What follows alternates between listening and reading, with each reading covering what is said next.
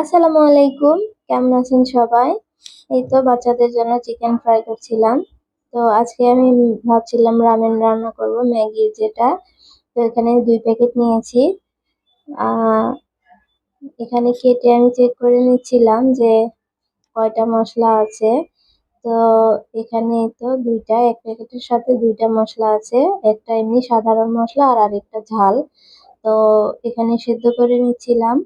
ভালো করে সেদ্ধ করে নিব। আর পাশে আমি মসলাটা কেটে চেক করছিলাম যে কোনটা ঝাল মসলা আর কোনটা এমনি মসলা। তো এটা আ সাধারণ যে মসলাটা থাকে সেইটা দিয়ে আমি নেড়ে-চেড়ে আমি ১ প্যাকেট ২ টা নুডলসের সাথে আমি ১ টা ঝাল দিব, কারণ বেশি ঝাল খেতে পারব না। দিয়ে তো এই তো রান্না করে নিব। নিয়ে আমি বাটিতে ঢেলে নিয়েছি। সাথে একটা ফ্রাই নিয়েছি, চিকেন ফ্রাই আর মিটবল। নিয়ে সেদ্ধ একটা ডিম কেটে নিয়েছিলাম। খেতে খুবই